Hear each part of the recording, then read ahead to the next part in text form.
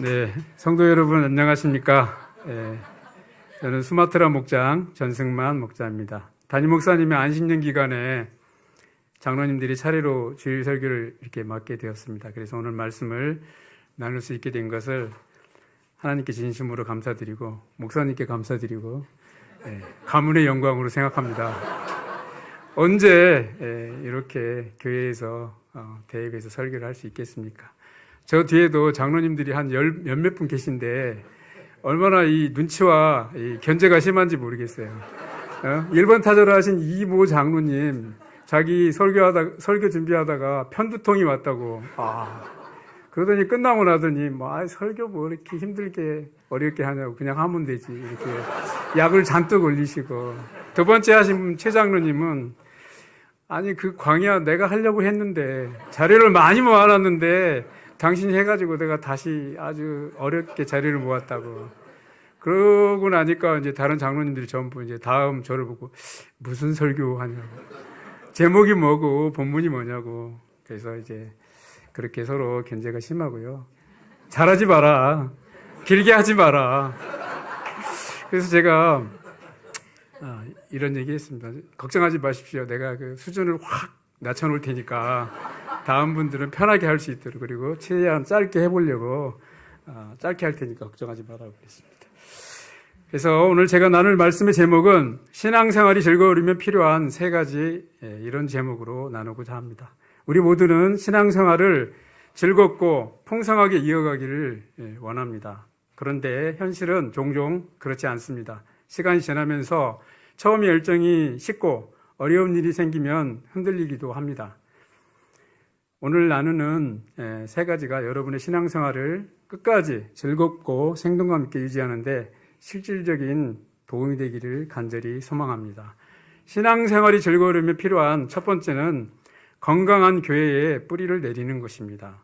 신자는 혼자서 신앙을 온전히 유지하기 어렵습니다. 건강한 교회 공동체에 뿌리를 내리지 않으면 넘어지기 쉽고 넘어진 후에 일어나는 것도 매우 힘듭니다. 그래서 어떤 교회에 속해 있느냐는 매우 중요한 문제입니다. 베드로전서 5장 8절은 이렇게 경고합니다.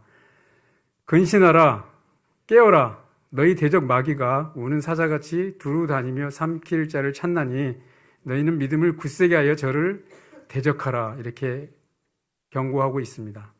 저는 TV 프로 중에 동물의 왕국 이런 프로를 좋아해서 자주 보는데요. 동물의 왕국을 보면 사자나 하이에나가 사냥을 할 때 언제나 무리 가운데 떨어져 있는 개체를 이렇게 노려서 사냥하는 경우를 많이 봅니다. 아무리 뛰어난 사자 그룹이라도 무리 가운데 있는 어떤 동물을 공격해서 포획하는 것은 실패 확률이 높은 것 같습니다. 이처럼 건강한 교회 공동체에 속하는 것 자체가 우리 대적인 사단, 어둠의 세력의 그런 공격을 막는 데 가장 확실한 방어막이 된다고 생각합니다. 저는 로펌에서 변호사로 30여 년 지금 일하고 있는데 저희 대표 변호사님이 대한변협 1호 종교 전문 변호사이시고 또 담임 목회를 하시는 분이셨습니다. 그래서 그런 까닭으로 한 10년 전부터 대표님과 같이 이제 교회 사건을 이렇게 많이 하게 됐습니다. 담임 목사님들은 목사 변호사님을 좋아하시더라고요. 그래서 대표님이 사건을 수임하시면 저랑 같이 사건을 하는 일들이 많았는데 그렇게 10여 년간 교회 관련 사건들을 많이 맡게 되면서 그 과정에서 한국교회의 부끄러운 민낯도 적지 않게 보게 되었습니다.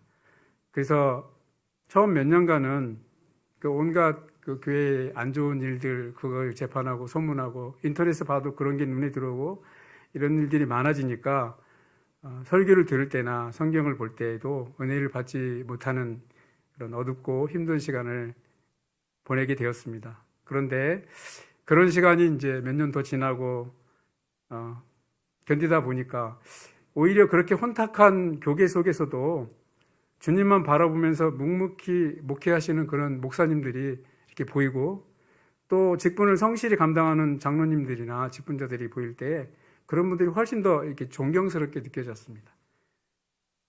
그래서 그런 분들을 발견하고 또 그렇게 열심히 사역하는 교회들을 보면서 그런 교회들이 얼마나 더 소중한지 더 깊이 이렇게 깨닫게 되었고, 그러면서 다시 은혜 받는 상태가 회복되었습니다.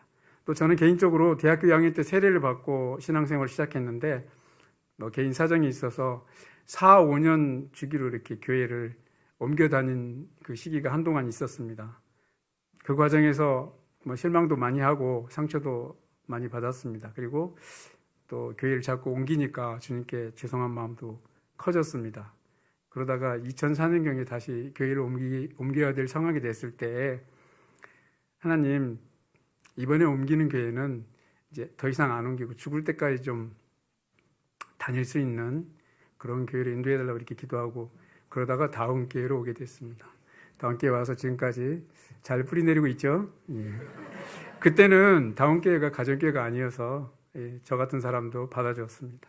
이러한 경험들을 통해서 제가 정리한 건강한 교회의 4가지 지표는 다음과 같습니다. 첫 번째는 섬김과 봉사에 앞장서는 분들이 리더로 세워지고 리더가 먼저 섬기는 그런 교회입니다.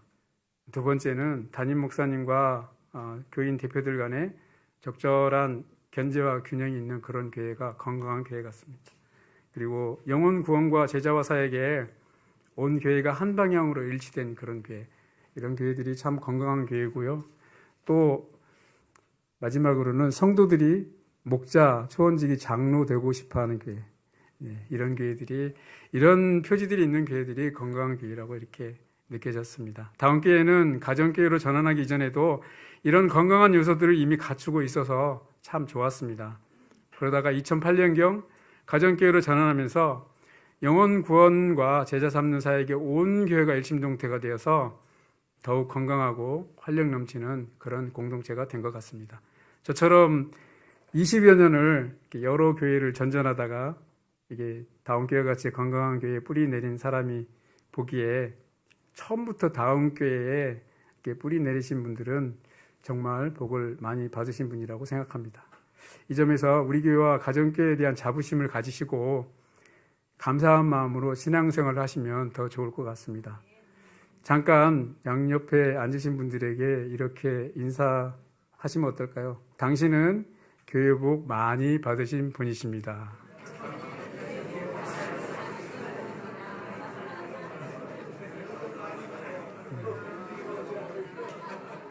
네, 좋은 교회에서 좋은 교인들하고 신앙생활을 하는 것이 얼마나 큰 복인지 시간이 지날수록 느끼게 되는 것 같습니다.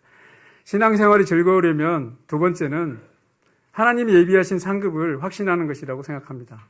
이 땅에서 우리가 70년에서 100년의 이 시간을 살아야 되는데, 이 70년에서 100년의 믿음의 싸움을 끝까지 성공적으로 마치려면 지치지 않는 힘을 공급받아야 한다고 생각합니다. 저는 그 힘의 원천이 바로 하나님이 예비하신 상급을 확실한 소망으로 붙드는 것에 있다고 생각합니다. 히브리서 11장 6절은 이렇게 말합니다. 믿음이 없이는 기쁘시게 못하나니 하나님께 나아가는 자는 반드시 그가 계신 것과 또한 그가 자기를 찾는 자들에게 상 주시는 이심을 믿어야 할지니라. 한번 같이 읽어보시겠습니까? 저 화면 나오죠? 시작. 믿음이 없이는 기쁘시게 못하나니 하나님께 나아가는 자는 반드시 그가 계신 것과 또한 그가 자기를 찾는 자들에게 상 주시는 이심을 믿어야 할지니라. 아멘. 네. 하나님께서 친히 상 주시는 분이심을 믿으라고 이렇게 말씀하시는 것입니다. 장차 우리가 가게 될 천국은 어떤 곳일까요? 모두가 동일하게 평등한 곳일까요? 아니면 차이가 있는 계급사회 같은 곳일까요? 네. 평등한 곳이다 생각하시는 분 오른손, 평등하지 않다 생각하시는 분 왼손 한번 같이 들어볼까요? 시작.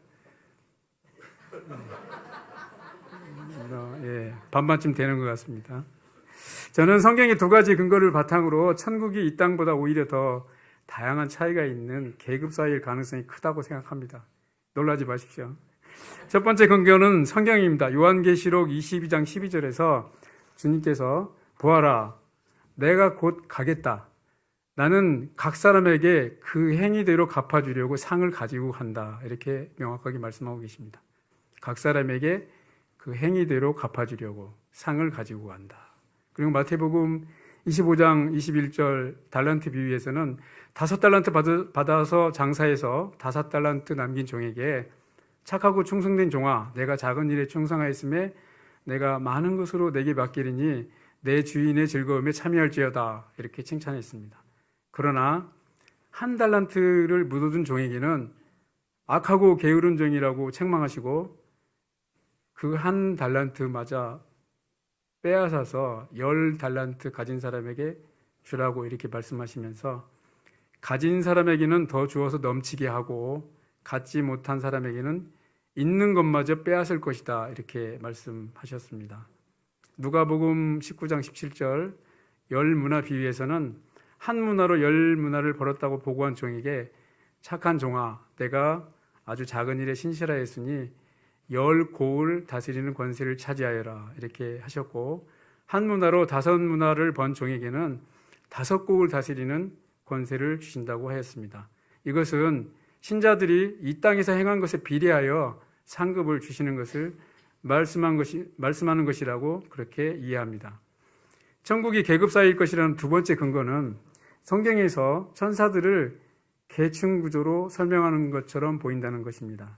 성경 여러 부분에서 하나님이 임재하실 때 또는 하나님의 보좌를 보여주실 때에 함께하고 있는 또 나타나는 천사들을 보면 그룹이 있습니다. 그룹, 영어로는 체르빔이라고 하고 스랍이 있습니다. 세라핌, 그리고 우리가 아는 가브리엘, 미가엘 이런 천사장들이 있고 또 수많은 그냥 천사라고 하는 표현들이 있습니다. 이런 표현들, 이렇게 표현되어 있고 이들이 직분을 수행하고 능력을 행하고 있는 것들을 보면 차이가 있는 것을 볼 수 있습니다. 히브리서 1장 14절에서는 천사들은 모두 구원의 상속자가 될 사람들을 섬기도록 보내심을 받은 영들이 아닙니까? 이렇게 표현하고 있습니다. 천사들의 역할이 하나님과 하나님의 상속자들을 섬기는 것이라고 이렇게 하는 것입니다. 이처럼 천사들이 직분을 수행하고 능력을 행하는 점에서 큰 차이가 있는 것이므로 그 섬김을 받는 성도들도 각자의 위치에 따른 차이가 있을 것이라는 유추가 가능할 것 같습니다. 만약 천국이 영원히 지속되는 계급사회라면 우리는 이 땅에서 어떻게 살아야 할까요?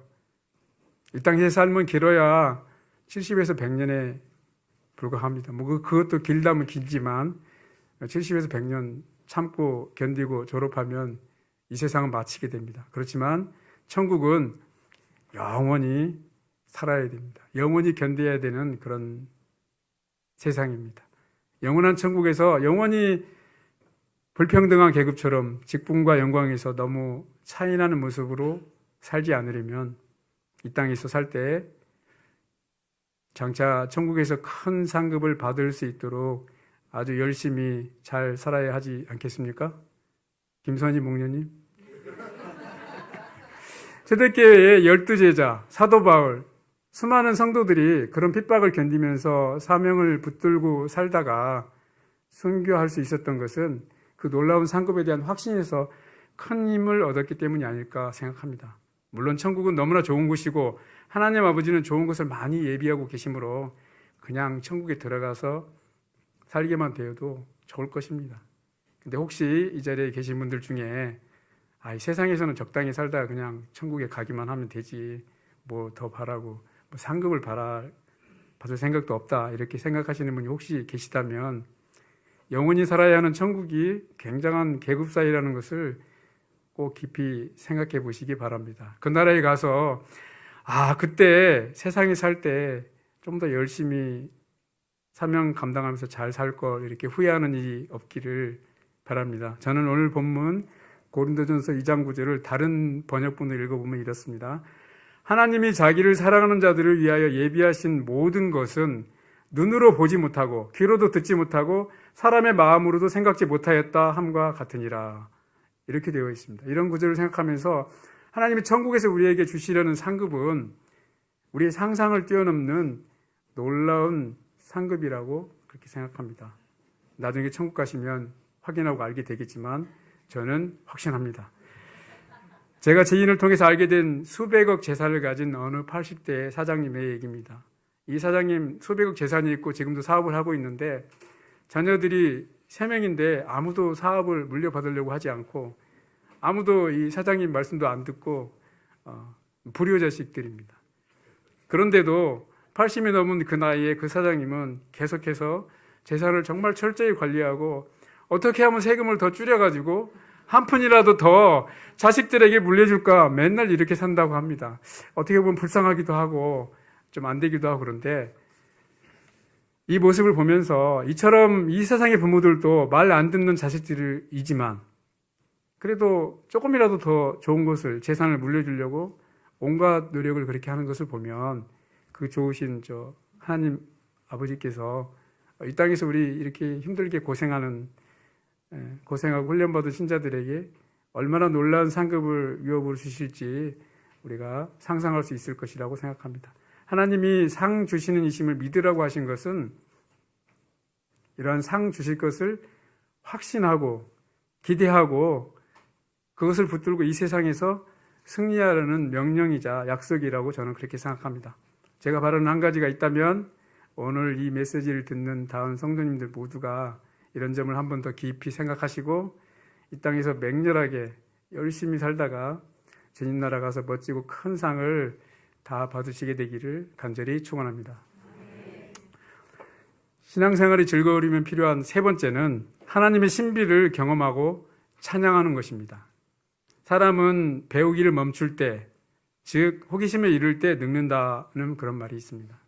또 우리가 아름답다고 느끼는 것의 95%는 신비함이다 이런 표현도 있습니다. 이것을 신앙생활에 적용해 보면 신자가 하나님의 신비를 탐구하고 경험하지 않으면 신앙생활은 점점 더 지루하고 메마르게 될 수밖에 없는 것 같습니다.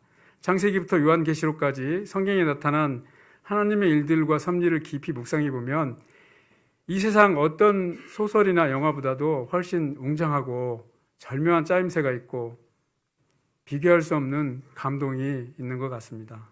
C.S. 루이스의 나니아 연대기나 톨킨이 쓴 반지의 제왕이나 이런 것들이 그런 하나님 나라에 대한 상상하는 것을 도와줄 수는 있지만 성경은 이런 작품들과 비교할 수 없이 더 놀라운 것 같습니다.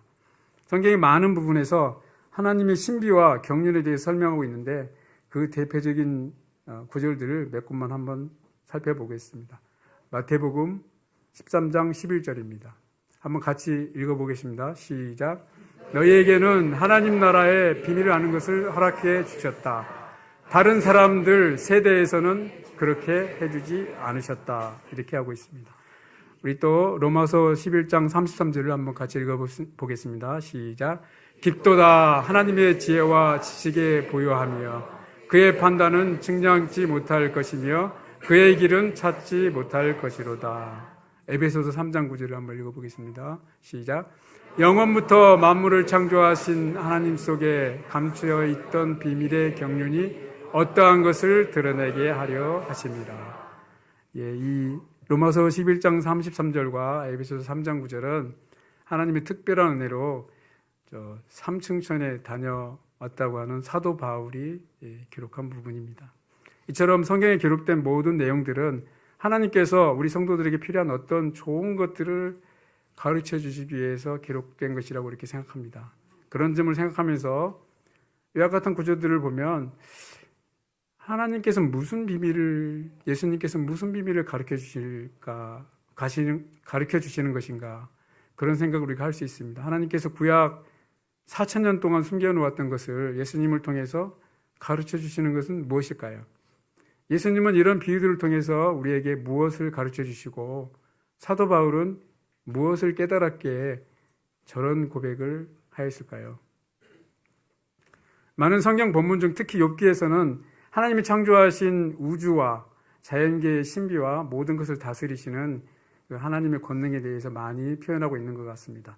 욥기 전반부에서는 하나님께서 욥을 인정하고 칭찬하신 것 때문에 사탄이 이의를 제기해서 하나님께서 사탄에게 욥에 대한 시험할 권한을 이렇게 부여하는 장면이 나옵니다.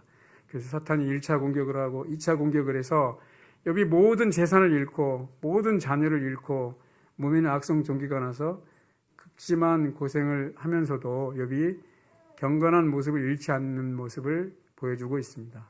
그런데 그때 제일 먼저 그 아내가 욥을 공격하고 그 다음에는 그 친한 친구라는 새 친구가 와서 차례대로 3번씩 합하면 9차례를 돌아가면서 욥을 비난하고 공격합니다. 욥이 그거에 대해서 일일이 반박하면서 어떤 부분에서는 친구들에 대한 심한 배신감 표현도 이렇게 나타나 있습니다. 네, 그렇게 끝났는데 그 뒤에 다시 또 엘리후라는 젊은이가 또 욥을 공격하는 그런 내용이 나옵니다.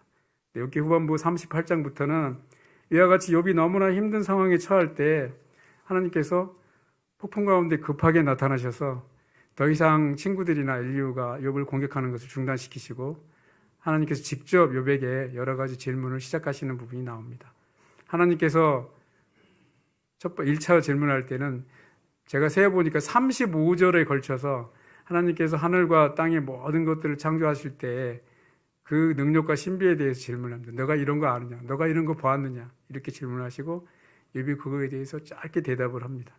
그 다음에 다시 하나님께서 35절에 걸쳐서 또 2차 질문을 하십니다. 하나님이 지은 동물들, 대표적으로 9가지 동물들을 예로 들면서 이런 것들을 네가 아느냐? 이렇게 질문을 합니다. 그래서 욥이 다시 짧게 대답을 하고 하나님께서 다시 3번째 모든 교만한 자들을 심판하는 하나님의 권능과 강력한 생물인 베헤못과 리오야단을 만들고 다스리시는 것에 대해서 네가 이런 걸 아느냐? 네가 이런 걸 할 수 있느냐? 이렇게 질문을 하고 욥이 또 짧게 대답을 하고 이렇게 욥과 하나님의 질문과 대답이 맞춰지고 하나님이 욥의 친구들을 꾸중하시면서 욥의 친구들을 위한 중보를 하게 하시고 욥의 모든 것을 되돌려서 2배로 축복하고 욥기가 마무리됩니다. 욥기에서 가장 흥미로운 점은 욥의 친구들 3명이 3차례 욥을 공격한 것에 비례해서 하나님이 3차례 이렇게 질문을 하시고 욥을 그렇게 회복을 시켜주시는 과정으로 저는 그렇게 이해가 됩니다. 그런데 신기한 것은 욥이 그토록 듣고 싶었던 고난의 이유에 대해서는 단 한마디도 직접 대답하지 않으셨다는 것입니다. 그런데도 욥은 모든 의문이 해소된 것처럼 그렇게 고백을 하고 하나님 앞에 엎드리는 것으로 저는 그렇게 이해가 됩니다. 하나님은 고난의 이유에 대한 설명이 아니라 하나님 자신을 보여주심으로써 욥을 더 높은 단계로 이렇게 이끌어 주신 것 같습니다. 이처럼 하나님의 신비는 알면 알수록 경험하면 경험할수록 더 놀라워집니다. 이 신비를 깊이 경험하는 것이 중요한 이유를 2가지를 들 수 있습니다. 첫 번째는 다가올 극심한 환난의 시대에 신앙을 지킬 견고한 힘이 될 것이기 때문입니다. 인공지능과 기술의 급격한 발달로 언젠가 신앙인들을 극단적으로 통제하고 핍박하는 세상이 올 수도 있다고 생각합니다. 그럴 때 하나님에 대한 깊은 경험과 확신이 없으면 버텨내기가 어려울 것으로 생각됩니다. 2번째는 장차 완성될 천국에서 성숙한 신앙에 비례하는 크고 멋진 역할을 받게 될 것이기 때문입니다. 하나님의 신비에 대한 지식과 경험은 이 땅에서의 기간 동안에만 형성되는 것으로 저는 그렇게 이해가 됩니다. 그래서 지금 이 기회를 놓치면 천국에서 영원히 아쉬워하면서 살 수도 있습니다. 그렇기 때문에 우리가 하나님의 신비를 또 경험하고 누리고 찬양할 수 있도록 더 힘쓰는 것이 중요할 것 같습니다. 제 아들이 돌이 조금 지났을 때 아들에게 레고 블록을 한번 사다 준 적이 있습니다. 이 레고 블록 좀 비싼데 사다가 탁 아이 옆에 놓고 이 아들이 이 천재라고 생각하는 아들이 어떻게 갖고 노나 기대하고 쳐다봤는데 이 레고 블록을 보더니 갑자기 통을 확 엎더라고요. 통을 엎더니 블록은 보지도 않고 통을 이렇게 만지작거더니 통 안에 들어가서 한참을 노는 거예요. 그래서 아니 비싼 돈 들여서 레고 블록을 샀는데 그래서 처음에는 좀 우습기도 하고 실망스럽기도 하고 지금도 아들을 보면 그 생각이 납니다. 그 생각이 나는데 게다가 이제 야, 블록은 이런 거고 이렇게 갖고 노는 거야 좀 여러 번 이렇게 가르쳐 주니까 그 다음부터는 이제 계속 그걸 가지고 놀면서 밤마다 계속 뭐 이거 만들어달라 저거 만들어달라 아주 지겹게 그래도 이제 자기가 이제 만들어가지고 이것도 만들고 저것도 만들고 그렇게 놀면서 창의력을 발전시켜 나가는 것을 보고 흐뭇했습니다. 만약 제 아들이 계속 레고 블록 통만 가지고 놀았다면 돈 생각이 나겠죠. 본전 생각. 저희 부부는 많이 실망했을 것입니다. 근데 이런 사례처럼 하나님이 우리 위해서 정말 주시려고 좋은 것들 많이 준비해 놨는데 우리가 그거 관심 없고 그냥 세상적인 것만 이렇게 관심을 두고 아주 낮은 수준에서만 통만 가지고 논다면 그 준비하신 하나님이 많이 섭섭하시지 않겠습니까? 그래서 그런 이유 때문에 우리는 힘써 하나님의 신비, 하나님이 지으신 이 세상의 신비, 장차 완성될 천국의 신비, 이런 것들에 대해서 더 많이 묵상하고 경험하고, 그래서 높은 경지에 성숙한 믿음의 사람이 되어서 천국에 가도록 그렇게 힘써 노력해야 할 것이라고 생각합니다.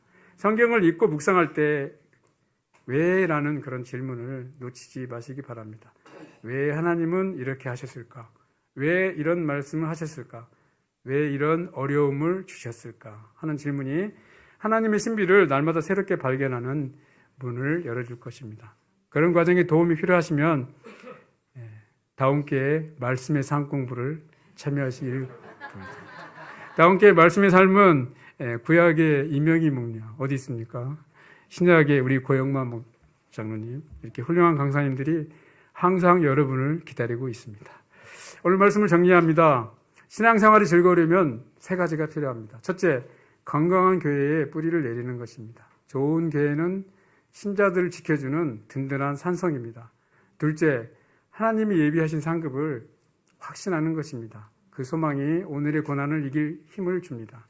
셋째, 하나님의 신비를 경험하고 하나님을 찬양하는 것입니다. 그 경이로움이 신앙의 생명력을 불어넣습니다.